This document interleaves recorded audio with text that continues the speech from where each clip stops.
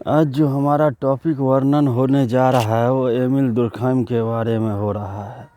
Emil दुर्खैम साहब का जन्म 1858 और उनकी मृत्यु 1917 में हो गया। 1858 में उनका जन्म हुआ, उनकी मृत्यु 1917 में हो गया। एमिल दुर्खैम को आधुनिक समाजशास्त्र विषय के संस्थापकों में से एक अग्रणी प्रवर्तक माना जाता है, जिन्होंने समाजशास्त्र को एक अकादमिक विषय एकेडमिक डिसिप्लिन के रूप में प्रस्तावित करने में महत्वपूर्ण भूमिका निभाई है।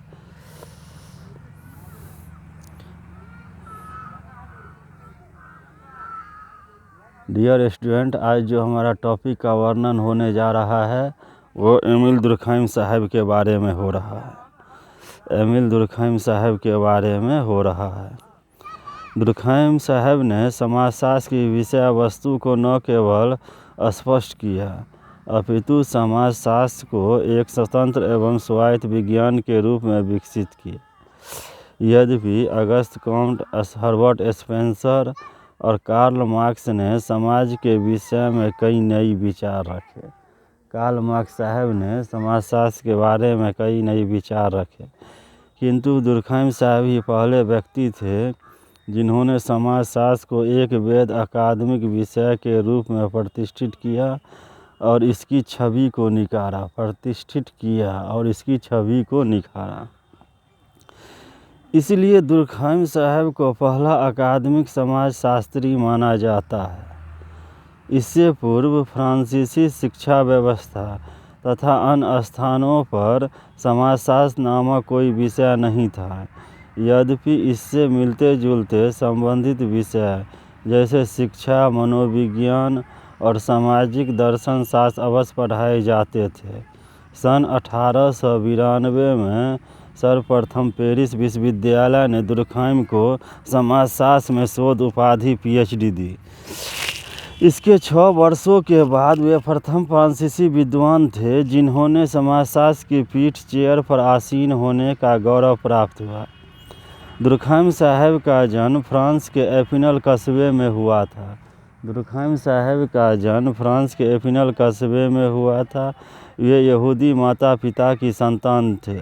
उनके पिता रब्बी यहूदियों के गुरु थे। उनकी प्रारंभिक शिक्षा पेरिस के प्रख्यात शिक्षण संस्थान इकोल नॉर्मल सुपीरियर में हुई थी, जहां उन्होंने मुख्य रूप से दर्शन शास्त्र की शिक्षा ग्रहण की। शिक्षा समाप्त करने के बाद उन्होंने यहाँ कुछ समय तक प्रांतीय स्कूलों में दर्शन शास्त्र का अध्यापन किया। तदुपरांत वे जर्मनी चले गए, जहाँ वे विलियम वुंड के वैज्ञानिक मनोविज्ञान और अगस्त कॉम्ट के समाजशास्त्र और प्रत्यक्षवाद संबंधी विचारों के संपर्क में आए, जिसके आधार पर ही उन्होंने बाद में अपने समाजशास्त्रीय प्रत्यक्षवाद को जन्म दिया। सन 1887 में वे पुनः पेरिस आ गए। यहीं उन्हें बोर्डोक्स विश्वविद्यालय में सामाजिक विज्ञान और शिक्षा के व्याख्याता पद पर नियुक्ति मिल गई। यहाँ से वे सोर्बन कॉलेज चले गए। इसी अवधि में दुर्खैम साहब ने ले अन्य सोशियोलॉजिक नामक पत्रिका का फ्रांसीसी भाषा में प्रकाशन किया, जो बाद में फ्रांस में समाजशास्त्र की एक सर्वाधिक प्रतिष्ठित पत्रिका बन गई। इस पत्रिका ने समाजशास्त्र विषय का प्रचार प्रसार करने और दुर्खैमवादी संप्रदाय के समाजशास्त्र की स्थापना करने में महत्वपूर्ण भूमिका अदा की है। इसी पत्रिका ने समाजशास्त्र को एक स्वतंत्र अकादमिक विज्ञान एकेडमिक डिसिप्लिन के रूप में फ्रांस में प्रतिष्ठित करने में मदद की। दुर्खैम साहब आजीवन निरंतर इस पत्रिका में लिखते रहे जब तक अपेक्षाकृत 59 वर्ष की अल्पायु में उनकी मृत्यु नहीं हो गई। 59 वर्ष की आयु में उनकी मृत्यु नहीं हो गई।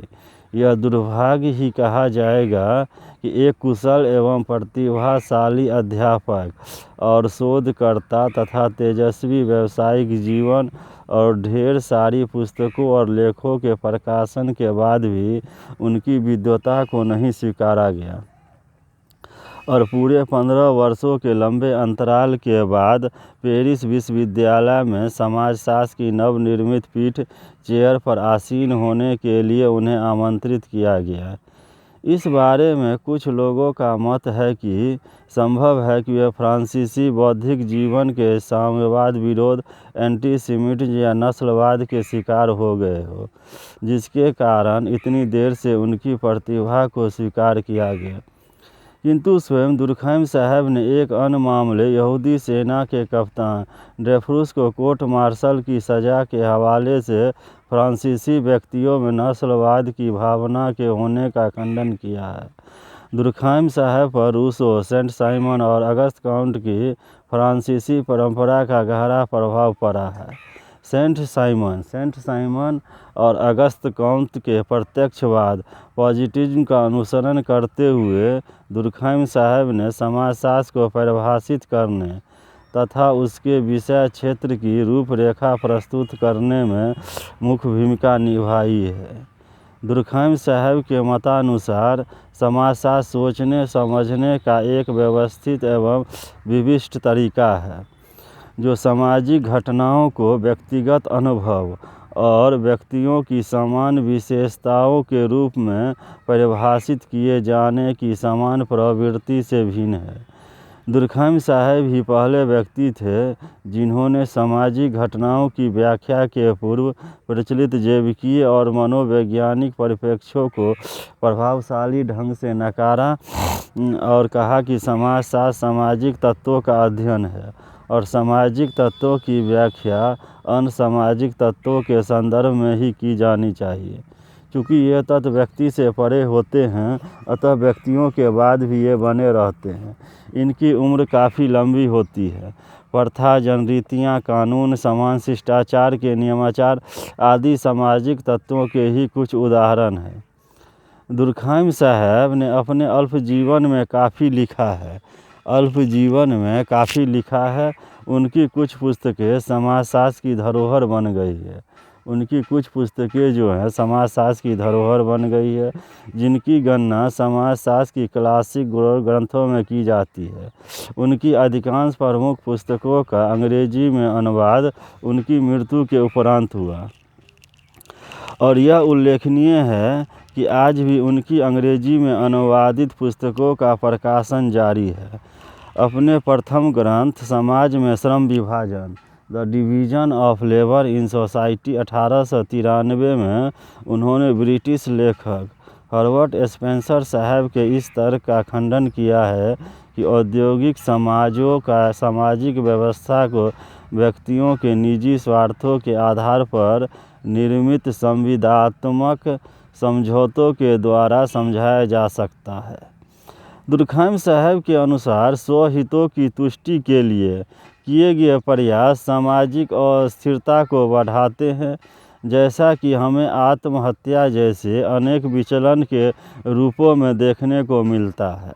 दुर्खैम साहब ने अपने तर्क की पुष्टि के लिए आदिम और आधुनिक समाजों की सामाजिक व्यवस्था में अंतर प्रदर्शित किया है। आदिम और आधुनिक समाजों की सामाजिक व्यवस्था में अंतर प्रदर्शित किया है। उन्होंने आदिम समाजों में पाई जाने वाली सामाजिक व्यवस्था को यांत्रिक एकजुटता, मैकेनिकल सॉलिडिटी और आधुनिक औद्योगिक समाजों की सामाजिक व्यवस्था को सामूहिक एकजुटता, ऑर्गेनिक सॉलिडिटी का नाम दिया है। आदिम समाजों की यांत्रिक एकजुटता, एकात्मकता, एकता, सामूहिक चेतना में निहित समान विश्वासों और मतेकता सर्वसम्मति पर आधारित होती है। ऐसे समाजों का प्रत्येक सदस्य यंत्रवत एक मशीन के पुर्जे की भांति अपने दायित्वों का निर्वाह करता चला जाता है। इस प्रकार के यांत्रिक एकता वाले समाजों में कानून का चरित्र दमनात्मक होता है।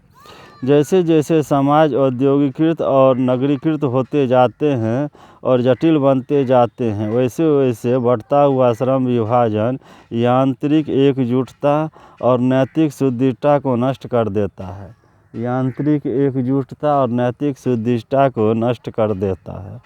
परिणामतः सामाजिक व्यवस्था समस्यात्मक बन जाती है।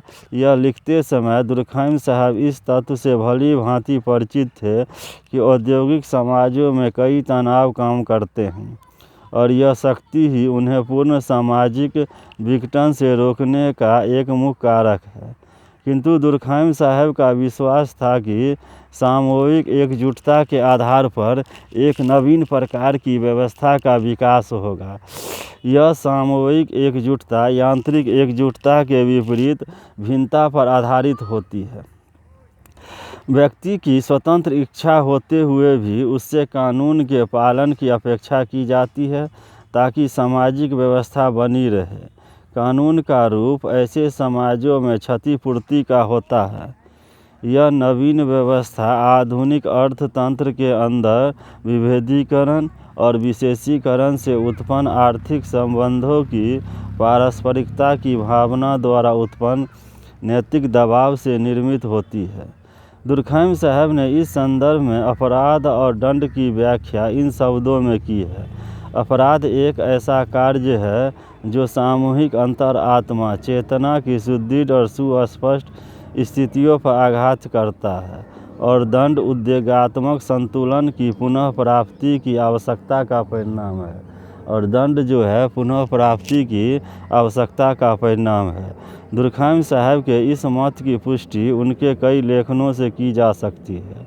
उदाहरणार्थ एग्जाम्पल, प्रथम युद्ध के दौरान लिखे गए उनके 2 लंबे लेख पम्फलेट्स में कहा गया है कि युद्ध के सामुदायिक अनुभवों ने फ्रांस में एक नैतिक सर्वसम्मति और ऐसे सार्वजनिक उत्सवों में सहभागिता को जन्म दिया है जो बहुत कुछ रूप में धार्मिक धरोहर त्योहारों में मिलती जुलती है। दुर्खैम साहब ने अपने धर्म के समाजशास्त्र में यह बात दोहराई है कि आधुनिक समाज को समकालीन परिस्थितियों के अनुरूप ढालने हेतु किसी न किसी प्रकार की सामूहिक चेतना की आवश्यकता होगी। सामूहिक चेतना की आवश्यकता होगी। उनका यह विचार स्पष्ट रूप में सेंट साइमन के नव ईसाईयत की धारणा पर आधारित प्रतीत होता है। किंतु आधुनिक समाजों में धार्मिक मूल्यों की सतत महत्ता के सिद्धांत के महत्ता के दुर्खैम के विचार को पचाना थोड़ा कठिन है। ऐसा प्रतीत होता है कि उन्होंने इस विचार को अपने जीवन के संध्या काल में समाज में श्रम विभाजन के विचार के साथ प्रस्तुत किया, जो सामाजिक मतैक्यता के निर्माण के लिए आर्थिक पारस्परिकता की महत्ता को रेखांकित करता है। आर्थिक पारस्परिकता के महत्ता को रेखांकित करता है। दुर्खैम साहब के समाजशास्त्र में नैतिक मतैक्यता की धारणा के छाए रहने के बारे में काफ़ी विवाद रहा है। पार्सन साहब ने कहा है कि वैज्ञानिक परिप्रेक्ष्य में सामाजिक तत्वों को देखने परखने का दुर्खैम साहब का प्रारंभिक सोच तब बिखर गया जब उन्होंने स्वैच्छिक क्रिया वॉनेस्टिक एक्शन के विचार को अपना लिया। दुर्खैम साहब के बारे में एक वैकल्पिक सोच यह भी है कि उनके समाजशास्त्र की केंद्रीय धारणा नैतिक और आदर्शात्मक वादता का विचार है। समाजशास्त्र को एक स्वतंत्र सामाजिक विज्ञान के रूप में प्रतिष्ठित करने के लिए दुर्खैम साहब ने सन 1895 में समाजशास्त्रीय पद्धति के नियम the rules of sociological method के नाम से एक पुस्तक लिखी। इस पुस्तक में सर्वप्रथम यह स्पष्ट किया गया कि समाजशास्त्र का अध्ययन क्षेत्र व्यक्ति नहीं अपितु समाज है। यह सामाजिक तत्वों का अध्ययन करने वाला एक ऐसा विज्ञान है जो अमूर्त सिद्धांतों की अपेक्षा अवलोकन पर आधारित है। दुर्खैम साहब के अनुसार समाज की अपनी यथार्थताएं हैं जिन्हें व्यक्तियों के व्यवहारों उद्देश्यों मात्र में बदला नहीं जा सकता। यही नहीं, व्यक्तियों का निर्माण उनके सामाजिक परिवेशों द्वारा होता है, उन्हीं से वे नियंत्रित और संचालित होते हैं। दुर्खैम साहब ने विस्तार से समाजशास्त्र के अध्ययन के नियमों और विधियों के साथ साथ सामाजिक तत्वों की प्रकृति, जो कि दुर्खैम साहब के अनुसार समाजशास्त्र की मूल अध्ययन वस्तु है, का विश्लेषण इस पुस्तक में किया है। सामाजिक तत्वों को स्पष्ट करते हुए उन्होंने इन्हें मनोवैज्ञानिक तत्वों से अलग थलग किया और इसके लिए उन्होंने सामाजिक तत्वों की दो प्रमुख विशेषताओं वादता एक्सक्लूसिविटी और बाध्यता कॉन्ट्रैक्ट का वर्णन विश्लेषण किया है। उन्होंने लिखा है कि इन तत्वों का अस्तित्व मानव व्यक्तियों से परे बाहर होता है, जिन्हें भूल से जैविकीय मान लिया जाता है। इन तत्वों की ज़िंदगी भी बड़ी लंबी होती है, जबकि व्यक्तियों की ज़िंदगी छोटी होती है। व्यक्ति की मृत्यु का इनके जीवन पर कोई असर नहीं होता।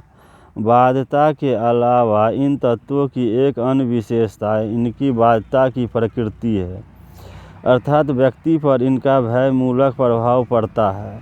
इनके दबाव के कारण व्यक्ति साधारणतः इनकी अवहेलना या अवमानना नहीं कर पाता है। सामाजिक तत्वों को परिभाषित करते हुए दुर्खैम साहब ने लिखा है कि सामाजिक तत्व विचारने, अनुभव करने और व्यवहार करने के वे तरीके हैं जो व्यक्ति के अस्तित्व के परे होते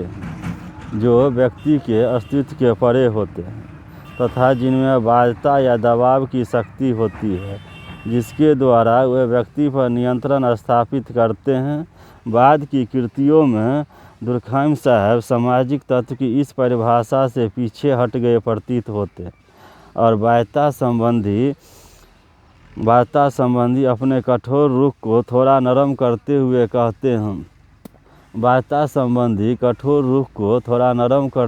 कहते हैं।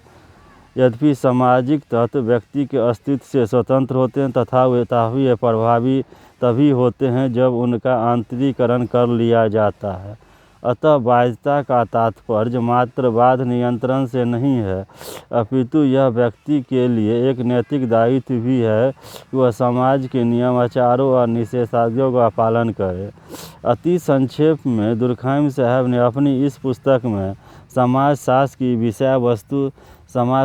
विषय वस्तु, सामाजिक तत्व, इनकी विशेषताएं, बाध्यता और बाध्यता और इनके अध्ययन करने की वैज्ञानिक कार्यप्रणाली, अवलोकन, परीक्षण और तुलना पर प्रकाश डाला है। इस संबंध में उन्होंने ऐतिहासिक विधि को कोई महत्व नहीं दिया है।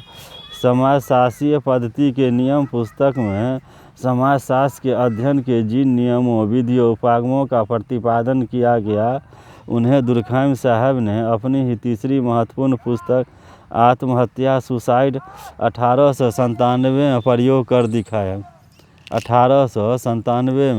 कर दिखाया। आत्महत्या की व्याख्या करते हुए दुर्खैम साहब ने कहा कि आत्महत्या जो ऊपरी तौर पर एक व्यक्तिगत तत्व और मानसिक कारकों का परिणाम नजर आती है, उनका निर्धारण अंततः समाज द्वारा होता है।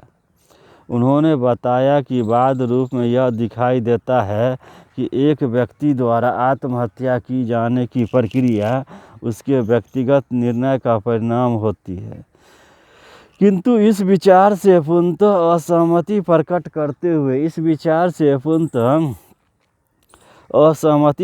करते हुए कहते हैं कि आत्महत्या की क्रिया व्यक्तिगत निर्णय की अपेक्षा सामाजिक परिवेश के सामाजिक एकजुटता के विभिन्न स्वरूपों से प्रभावित होती है। इसी आधार पर उन्होंने 3 प्रमुख प्रकार की आत्महत्याओं यथा अहंगवादी, एनोमिक और परार्थवादी आत्महत्या का विभिन्न समाजों के विभिन्न समूहों में पाई गई आत्महत्या की सांख्यिकी के आधार पर विश्लेषण किया है। दुर्खैम साहब के अनुसार अहंगवादी, इगोइस्टिक और मानक शून्यतावादी एनोमिक आत्महत्याएं सामान्यतः आधुनिक समाजों में देखने को मिलती है। जहाँ यांत्रिक एकजुटता एकता की तरह सामूहिक चेतना को उत्पन्न करने वाले सामाजिक नियमाचारों और एकता के पारस्परिक स्वरूप विलुप्त हो गए हैं। उदाहरणार्थ, आधुनिक प्रोटेस्टेंट धर्मावलंबियों में कैथोलिक धर्मावलंबियों की अपेक्षा उनकी ऐसी व्यक्तिवादी धारणाओं के कारण आत्महत्या की दर अधिक होती है, जिनमें उनमें उनकी स्वयं की मुक्ति के लिए व्यक्तियों को ही उत्तरदायी माना जाता है।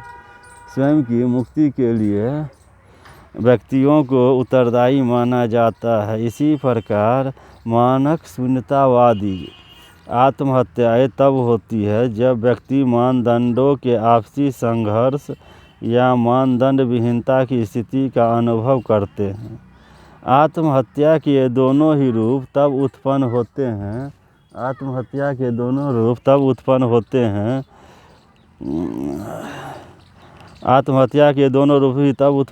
हैं जब पारस्परिक समाजों की विशिष्टता वाले व्यक्तिगत व्यवहारों पर सामाजिक प्रतिबंध, जनरीतियाँ, प्रथाएं आदि अपनी शक्ति खो देते हैं।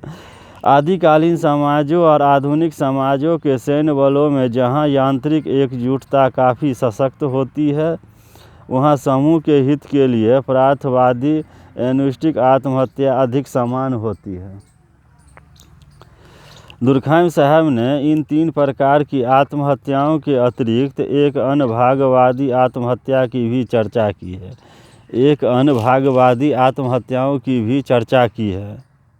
उनके अनुसार भागवादी आत्महत्याओं की प्रवृत्ति अत्यधिक सामाजिक नियंत्रण के कारण गुलाम लोगों में अधिक देखी गई है। आत्महत्या के उपरोक्त विश्लेषण से एक बात स्पष्ट है कि दुर्खैम साहब आत्महत्या को एक सामाजिक तत्व मानते हैं, मनोवैज्ञानिक नहीं। अतः वह इसकी व्याख्या अन्य सामाजिक तत्वों के संदर्भ में किए जाने की बात कहते हैं। उन्होंने इसलिए कारणात्मक व्याख्या का प्रयोग करते हुए आत्महत्याओं प्रभाव को अंतरसामाजिक धाराओं कारणों का परिणाम माना है। यह सही है कि अटिंगसन 1978 जैसे लोगों ने दुर्खैम साहब के आत्महत्या के विश्लेषण की भारी आलोचना की है। फिर भी समस्त आलोचना प्रत्यालोचना के उपरांत भी यह समाजशास्त्रीय साहित्य की एक समाजशास्त्र की साहित्यिक पुस्तक है, जिसमें सांख्यिकी आंकड़ों के आधार पर सामाजिक घटनाओं की व्याख्या का प्रथम वस्तुपरक प्रयास किया गया है। दुर्खैम साहब पहले व्यक्ति थे जिन्होंने एनोमी शब्द का प्रयोग सर्वप्रथम अपनी पुस्तक समाज में श्रम विभाजन में किया है, जिसे बाद में अपनी पुस्तक आत्महत्या में पुनः विकसित किया है। आत्महत्या के विश्लेषण के द्वारा दुर्खैम साहब ने अप्रत्यक्ष रूप में अपराध के सामाजिक सिद्धांत को प्रतिष्ठित किया है। दुर्खैम साहब ने धर्म के समाजशास्त्रीय अध्ययन में भी महत्वपूर्ण योगदान किया है। इस संबंध में उन्होंने एक पुस्तक धार्मिक जीवन के प्रारंभिक स्वरूप, the elementary forms of religious life, धार्मिक जीवन के प्रारंभिक स्वरूप, elementary forms of religious life 1912 लिखी। दुर्खैम साहब की नैतिकता और नैतिक सत्ता के प्रति आजीवन रुचि, जो उनके शोध उपाधि प्रबंध समाज में श्रम विभाजन में यांत्रिक और सामूहिक एकता के विश्लेषण से भी प्रकट होती है, उनके धर्म संबंधी लेखनों में पूर्णतः मुखर होकर उभरी है। उन्होंने अपनी उपर्युक्त पुस्तक में आदिवासीय धर्मों के अपने विश्लेषण में सामाजिक चेतना, सामाजिक प्रतिनिधान और पवित्रता अपवित्रता के माध्यम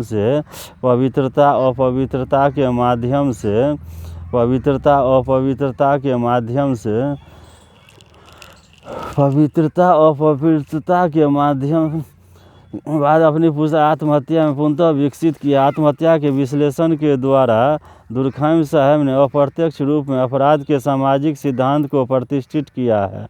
दुर्खैम साहब ने धर्म के समाजशास्त्रीय अध्ययन में भी महत्वपूर्ण योगदान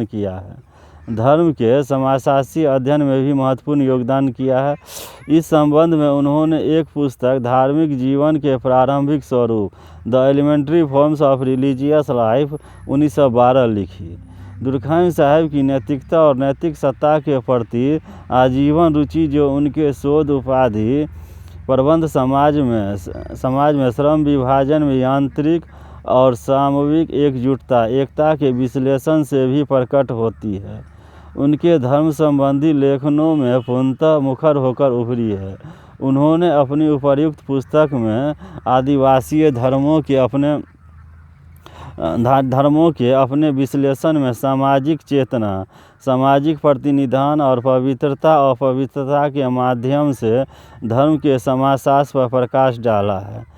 दुर्खैम साहब के अनुसार पवित्र वस्तुएं समुदाय और समाज के एकता के एकत्व भाव को प्रतीकात्मक रूप में अभिव्यक्त करती है। धार्मिक संस्कृति सामूहिक मूल्यों द्वारा निर्मित हुआ करती है, जिसमें समाज की एकता और व्यक्तित्व की स्पष्ट झलक देखी जा सकती है। समाज की एकता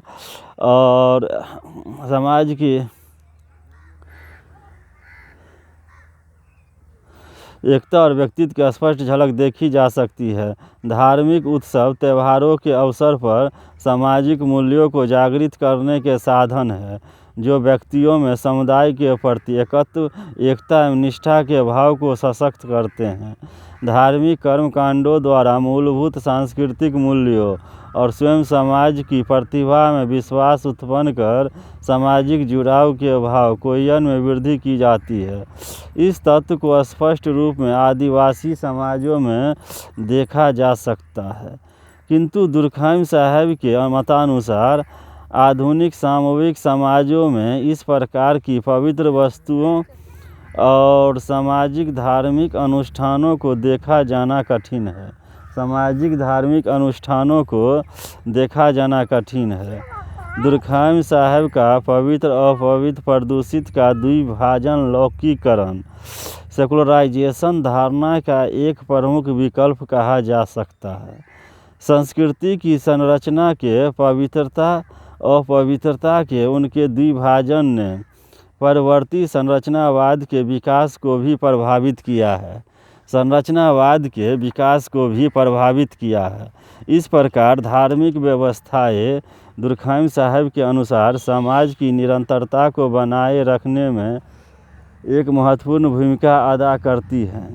संक्षेप में दुर्खैम साहब ने धर्म की व्याख्या निरीक्षण योग्य एक तत्व के रूप में की है। यह व्याख्या एक अति प्राकृतिक सत्ता टॉयलर के अनुसार ईश्वर के रूप को उल्लेख किए जाने से भिन्न है। एक अति प्राकृतिक सत्ता में विश्वास की धारणा के अनुसार ईश्वर ने ही मानवता और विश्व की सृष्टि की है, जिसमें हम रहते हैं। इसके विपरीत दुर्खैम साहब की व्याख्या इस तथ्य पर बल देती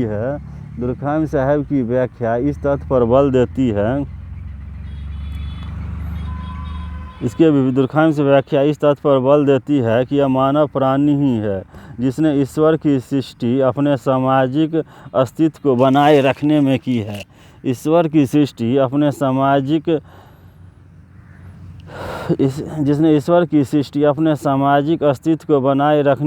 है। यही नहीं, यह मानव ही है जिसने ईश्वर जैसी सत्ता के अस्तित्व में विश्वास पैदा किया है। ईश्वर वस्तुतः समाज का ही छद्मवेश है। सामूहिक रूप में व्यक्तिगण समाज की ही पूजा करते हैं। समाज ही वास्तविक देवता है। अतः दुर्खैम साहब के अनुसार धर्म एक सामाजिक घटना है। यह एक सामाजिक तत्व है, न कि मानसिक या आध्यात्मिक तत्व, जैसा कि सामान्यतः इसके विषय में माना जाता है।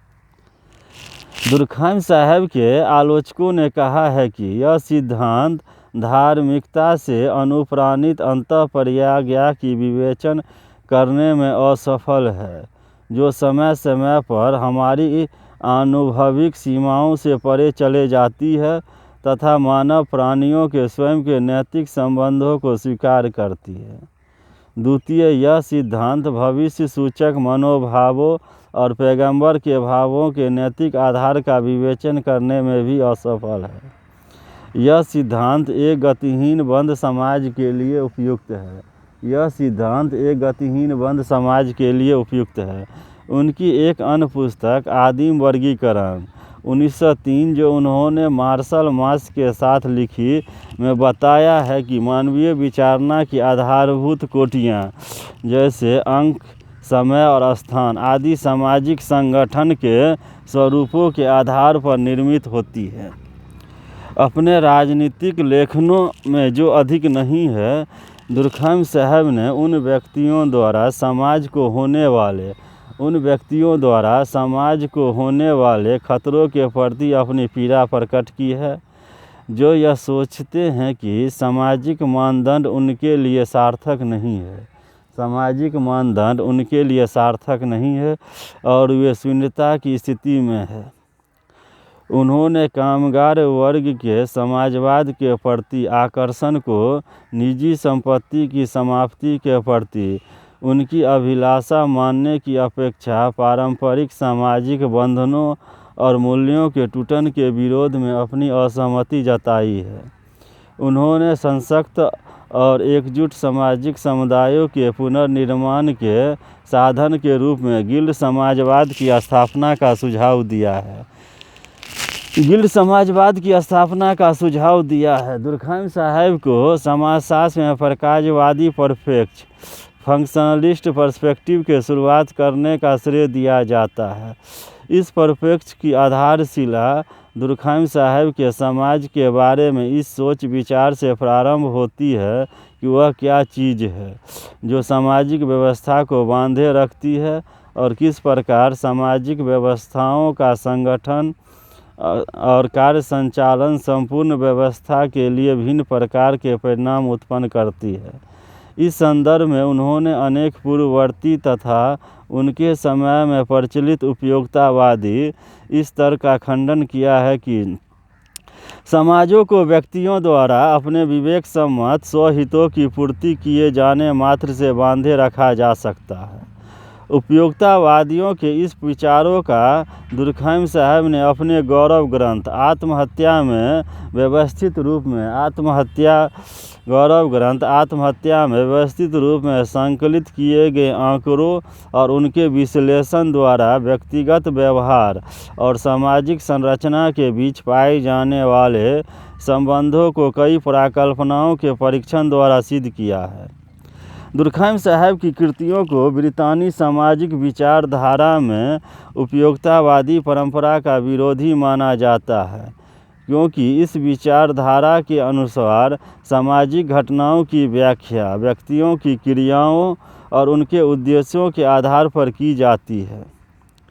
इसके विपरीत दुर्खैम साहब ने अपने समाजशास्त्रीय विश्लेषण में सामूहिकतावादी परिप्रेक्ष्य को अपनाया है। उन्होंने व्यक्तिपरक उपयोगितावादी दृष्टिकोण को अस्वीकारते हुए यह कहा है कि यह दृष्टिकोण ऐसे आधारों को प्रस्तुत नहीं करता जिस पर सुदृढ़ समाज की रचना की जा सकती है। दुर्खैम साहब ही पहले व्यक्ति हैं जिन्होंने सामाजिक प्रकाश की अवधारणा का प्रयोग एक सुस्पष्ट सिद्धांत के रूप में किया है। यद्यपि इनके पहले प्रकाश की अवधारणा का विशेषतः हर्बर्ट स्पेंसर की कृतियों में प्रयोग हुआ है। अपनी पुस्तक समाजशास्त्रीय पद्धति के नियम 1895 में इसकी व्याख्या करते हुए उन्होंने लिखा है कि घटनाओं को एक स्वतंत्र इकाई के संदर्भ में देखे जाने की अपेक्षा उन्हें किसी कार्य प्रणाली के अंतर संबंधित भागों के संदर्भ में देखा जाना चाहिए। दुर्खैम साहब ने घटना को उत्पन्न करने वाले कारणों और उसके प्रकारों में स्पष्ट अंतर करते हुए लिखा है कि जब कभी हम किसी घटना की व्याख्या करते हैं तब हमें उस घटना के उत्पन्न करने वाले कारणों और उक्त घटना द्वारा संपादित किए जाने वाले प्रकारों को पृथक रूप में खोजने का प्रयास करना चाहिए। इस संदर्भ में दुर्खैम साहब ने लक्ष्य और उद्देश्य के स्थान पर प्रकार के विचार को अधिक महत्व दिया है।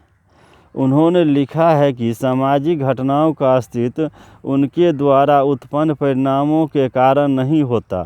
हमें इसे सामाजिक सामव्यय, समाज की समान ज़रूरतों और सामाजिक घटना के बीच संबंधों में खोजना चाहिए।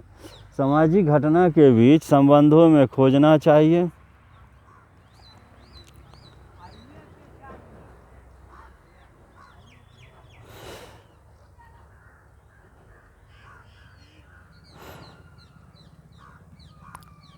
दुर्कheim साहब ने लक्ष्य और उद्देश्य के स्थान पर प्रकाश के विचार को अधिक महत्व दिया है।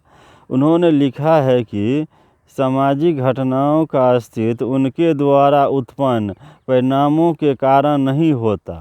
हमें इसे सामाजिक सामव्यय, समाज की समान ज़रूरतों और सामाजिक घटना के बीच संबंधों में खोजना चाहिए। दुर्कheim साहब ने सामाजिक प्रकार संबंधी अपने इस विचार को स्पष्ट करने के लिए सामाजिक प्रथाओं, कर्मकांडों, उत्सवों, मेलों और यहाँ तक कि अपराध के प्रकार को भी इंगित किया है। दुर्कheim साहब की विरासत विशाल है। दुर्कheim साहब की विरासत विशाल है, जो आज भी सामाजिक जीवन की मूलभूत प्रकृति के बारे में समाजशास्त्रीय सोच को प्रभावित कर रही है। उनकी सभी कृतियों के सूक्ष्म अवलोकन से उनकी दूरदर्शिता का अनुमान लगाया जा सकता है कि वे उभरते हुए औद्योगिक समाज की समस्याओं, विशेषतः उसके सामाजिक और नैतिक आधार के बारे में कितने चिंतित थे।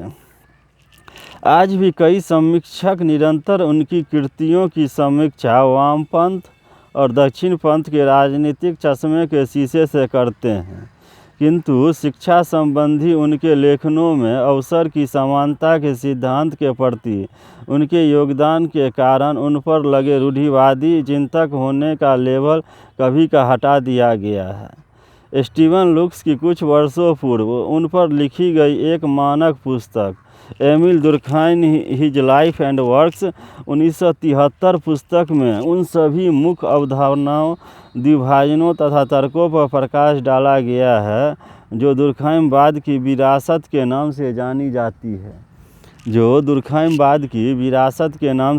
जाती है। सामूहिक चेतना, सामूहिक प्रतिनिधान और सामाजिक तत्व जैसी कुछ ऐसी दुर्कheim की अवधारणाएं हैं जो समाजशास्त्र को अन्य सामाजिक विज्ञानों, मनोविज्ञान से अलग कर इस विज्ञान को विशिष्टता प्रदान करती है। ये अवधारणाएं समाजशास्त्रीय व्याख्या के प्रमुख औजार हैं।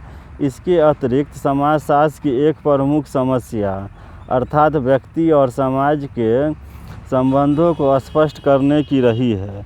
व्यक्ति बनाम समाज विवाद पर दुर्कheim साहब ने काफ़ी लिखा है। व्यक्ति बनाम समाज विवाद पर दुर्कheim साहब ने काफ़ी लिखा है और इस विवाद में उन्होंने व्यक्ति की अपेक्षा समाज को अधिक महत्व दिया है। व्यक्ति की अपेक्षा समाज को अधिक महत्व दिया है। उनके अनुसार व्यक्ति समाज के रचनाकार होने की अपेक्षा उसकी उपज अधिक है। यद्यपि व्यक्तियों के द्वारा ही समाज बनता है, व्यक्ति समाज के अंग होते हैं, किंतु समाज के रूप में जिस सत्ता का निर्माण होता है वह व्यक्ति से परे है, व्यक्ति के अस्तित्व से स्वतंत्र है। व्यक्तियों के द्वारा जिस संगठन, समूह, समुदाय, समिति, समाज की रचना होती है उनकी अपनी विशेषताएं होती है, अपनी सच्चाई होती है, जिसे उस स्तर के सामाजिक तत्वों से ही स्पष्ट किया जा सकता है, व्याख्या की जा सकती है। समाज को अधिक महत्व दिए जाने की अपनी मूल धारणा के कारण ही दुर्कheim साहब ने व्यक्तियों की विशेषताओं के अध्ययन की अपेक्षा समूहों और सामूहिक संरचनाओं की विशेषताओं के अध्ययन पर अधिक जोर दिया है। एग्जाम्पल, धर्म के अपने अध्ययन में उन्होंने धार्मिक विश्वासों के अनुसरणकर्ताओं के व्यक्तिगत लक्षणों पर ध्यान देने के स्थान पर धार्मिक समूहों में एकता या एकता की कमी, अभाव को जानने की कोशिश की है। यही बात दुर्कheim साहब के आत्महत्या के विश्लेषण पर चरितार्थ होती है।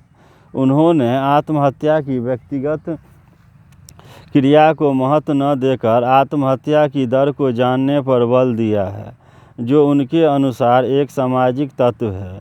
दुर्खैम साहब का पद्धति विज्ञानीय व्यक्तिवाद के प्रति घोर विरोध ने ही उन्हें समष्टिवाद की ओर धकेल दिया, जिसके कारण वे कभी कभी समाज को ही मूर्त रूप में देखने लगते हैं। ये आरोप बाद के प्रकाशवादियों पर भी लगाया गया, जिन्होंने दुर्खैम की भांति ही समाज को एक समष्टि के रूप में देखा है। दूसरे द्विभाजनों का विकास भी व्यक्ति और समाज के मूल जोड़े से हुआ है, जैसे पवित्र और अपवित्र, प्रदूषित का अंतर। पवित्रता का विचार सामूहिकता से उत्पन्न होता है और अपवित्रता प्रदूषितता का विचार व्यक्तिगत और निजी जीवन को अभिव्यक्त करता है। पवित्रता नैतिकता को इंगित करती है तो अपवित्रता विशेषज्ञता को। दुर्खैम साहब ने समाजशास्त्र को एक ऐसे विज्ञान के रूप में निर्मित करने का प्रयास किया जिसकी स्वयं की अपनी विषय वस्तु हो, अपना पद्धति विज्ञान हो तो अपने व्याख्यात्मक मॉडल्स हो। अपने इस प्रयास में उन्होंने अगस्त कंट और सेंट साइमन के विचारों से निरंतरता बनाए रखी है। चूँकि दुर्खैम साहब ने प्रारंभ से ही समाज में नैतिकता बनाए रखने की बात अपने सभी लेखनों में प्रत्यक्ष और अप्रत्यक्ष रूप में की है, प्रत्यक्ष या अप्रत्यक्ष रूप में की है, अतः उन्होंने समाजशास्त्र को विज्ञान बनाने के प्रयासों के साथ साथ सामाजिक अभियांत्रिक सोशल इंजीनियरिंग के विचार को भी प्रश्रय दिया है। उनका विचार था कि जब सामाजिक विकास द्वारा समाज में सामाजिक व्यवस्था नहीं बनाए रखी जा सकी, तब समाजशास्त्र को वैज्ञानिक ढंग से इस मामले में हस्तक्षेप करना चाहिए और समाजशास्त्र यह कार्य करने में पूर्ण सक्षम है। दुर्खैम साहब ने कार्ल मार्क्स सहित सभी निकट के समकालीन विचारक लेखकों को पढ़ा है और उन्होंने जहाँ तहाँ आत्मसात भी किया है, और संभवतः यही तथ्य इसकी पुष्टि करता है कि उन्होंने आदर्शवादी, यथार्थवादी, प्रत्यक्षवादी और उद्विकासवादी होने के कई रूपों में चित्रित किया गया है। आजकल उन्हें संरचनावाद, एक्सटर्नलिज्म, सामाजिक भाषावाद, सोशियोलिस्टिक और उत्तर आधुनिकतावाद का भी अग्रणी विचारक माने जाने लगा है, क्योंकि कुछ शोधार्थियों ने उनके लेखनों में ऐसे विचारों और मनोभावों की अभिव्यक्ति के साक्ष्य प्रस्तुत किए हैं जो इसकी पुष्टि करते हैं। दुर्खैम साहब ने अपनी रचनाओं में विज्ञानवाद, प्रत्यक्षवाद और समूहवाद को अच्छा समन्वय किया है। साथ ही उन्होंने अनेक अनुभवपरक सामाजिक समस्याओं के अन्वेषण और विश्लेषण की योजना को प्रस्तुत की है।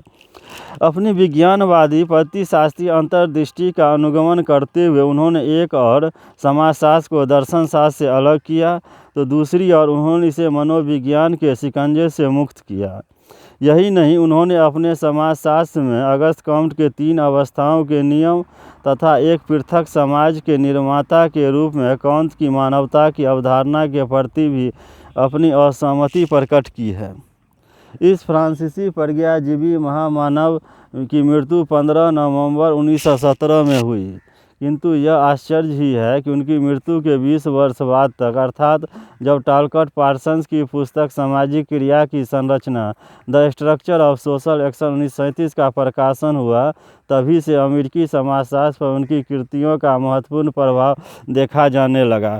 The division of labour in society 1893, the rules of sociological method 1895, suicide a study in sociology 1897, the elementary forms of the religious life 1912, on institution analysis 1978, primitive classification with Mauss 1903।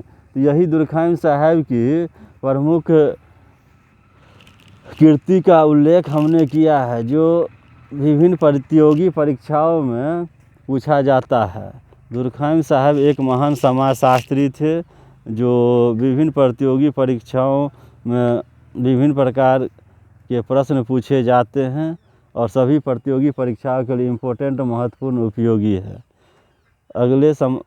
अगले क्लास में फिर अगले समाजशास्त्री का वर्णन करेंगे, और दुर्खैम साहब का जो वर्णन है वह प्रत्येक प्रतियोगिता A to Z एग्ज़ाम के लिए बहुत महत्वपूर्ण, उपयोगी और महत्वपूर्ण है।